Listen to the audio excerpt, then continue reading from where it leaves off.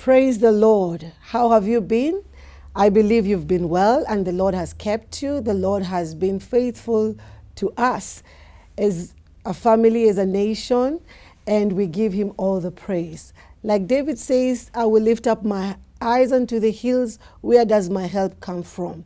As believers, as women, our help comes from the Lord. This is the Virtuous Woman Show, and I'm your host, Reverend Ruth Kayo. This is the High Point place in Runda Estate, Nairobi. This is a place, an amazing and wonderful place. If you're visiting Nairobi, please consider this place. It's a family place, cool, and it's just a serene place. Wonderful. The rooms are amazing, and we ask you kindly to get their contacts and get in touch with them. Now, this is another evening that the Lord has made for us, and Pastor Chris is here with us once again. You don't interact with him and remain the same. I believe I am really changed. And Pastor Chris, today we are going to talk about depression. Right. And depression is an epidemic that has been witnessed in Kenya. Right. Especially amongst women. We've seen women of basically all ages, the young, middle-aged, old, getting depressed. Right. And the causes, we know they are diverse. The effects have been seen, whereby we've seen women losing their lives, like committing suicide, killing their children, and leaving their homes, separating from their husband, losing their minds. Right. We've had friends that we've interacted with, but we believe by the grace of God, He's going to give us victory in this particular area. Right. Karibu sana, Pastor Chris. Asante. Tusalimie alafu tuambie depression ni nini? Well, good evening and praise God. It's a wonderful opportunity to be here. I'll just add to what Reverend Ruth had said. This is a beautiful place. Yeah. So if you can find your way with your friends, business, yes. You can come in and do that. Yeah. Depression, it's interesting because we've been having a lot of conversations of late concerning depression in men because it's more visible with men. Okay. And as much as depression is rampant among women, it's not easy to tell it among women because women are built in a way to be strong domestically. You look at our mothers, they would never want to lie down because they are sick. Yeah. They would never want to miss something. They always would think about their children. So even when they are very low, they are sad, they are broken, they are beaten, they'll always want to be strong for their children. It's easier a bit to pick up depression in men. Interestingly, it is said that there's more depression with women than there is with men. And sometimes, again, the nature of the woman does not make it very obvious because women have an outlet that they love to talk with one another. So they will be in the groups, in the chamas. Men don't really relate. Men transact. Women relate. So what do you mean men transact? Men transact. Men do not gather around nothing. Okay.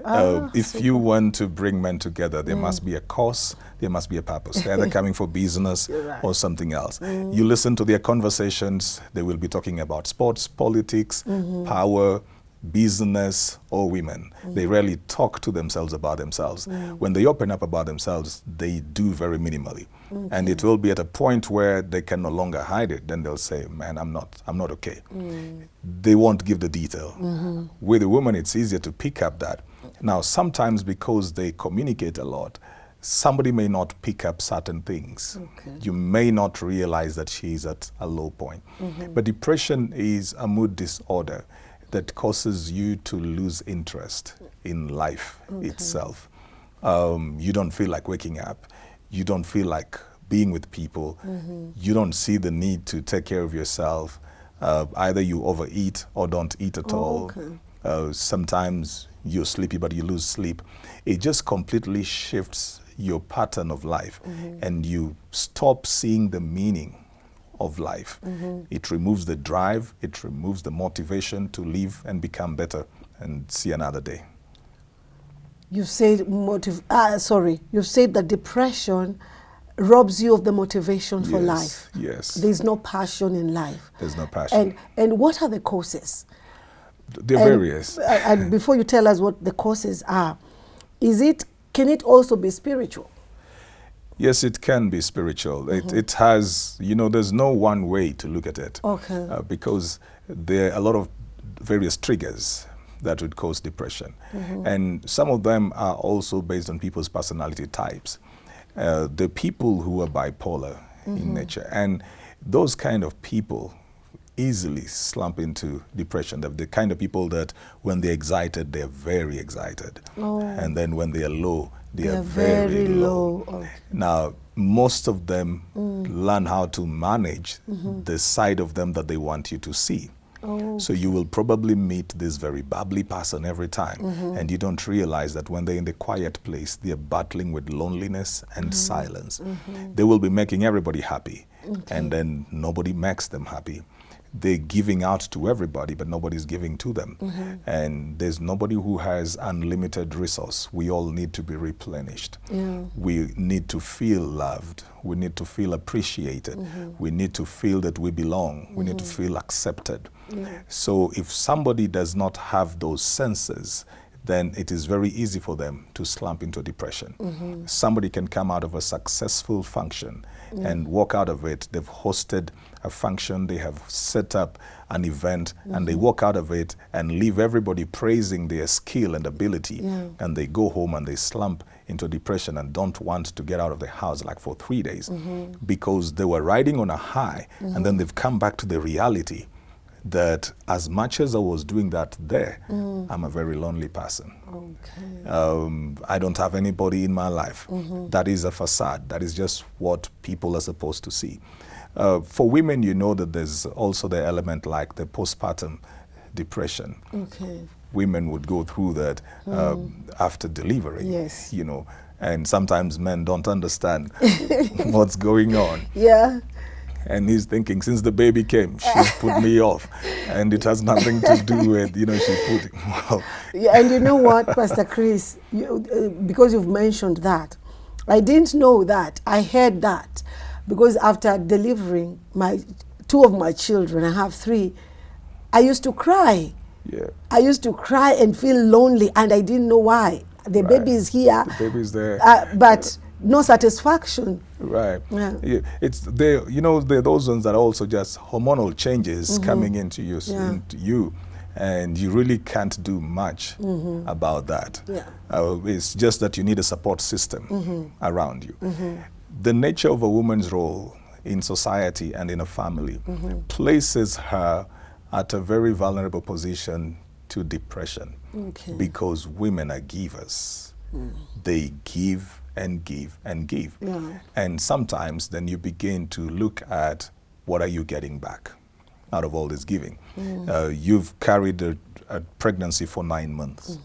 You're giving it to this baby emotionally.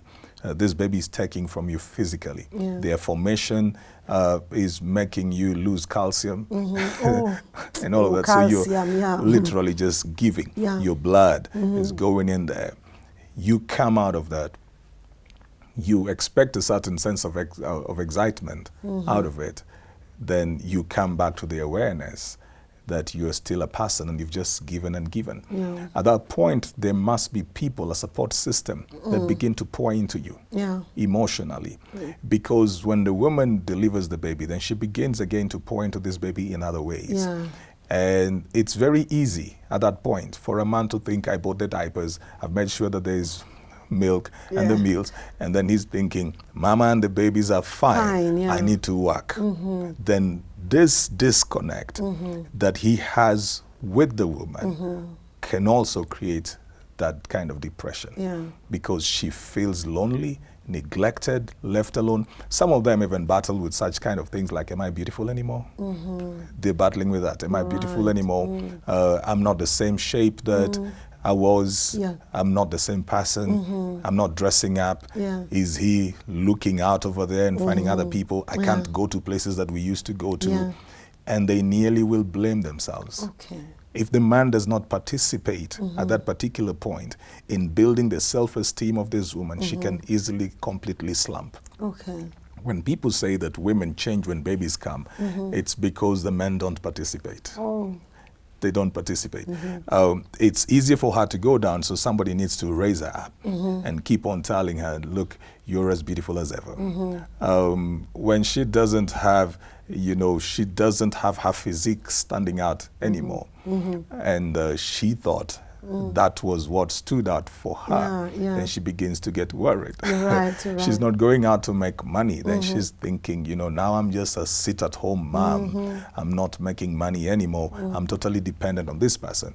It's issues of now her self-esteem coming in, and she may just lose the motivation for life. Sometimes, even when that is happening, the woman then finds the baby to become a decoy. So you will see great expressions of love towards the baby to cover up for her emptiness. So she's all over the baby, all over, and someone will think, this mother really loves the baby. They're not realizing there has been a behavioral change. She has moved to a certain extreme. There must be something that she is battling with or dealing with.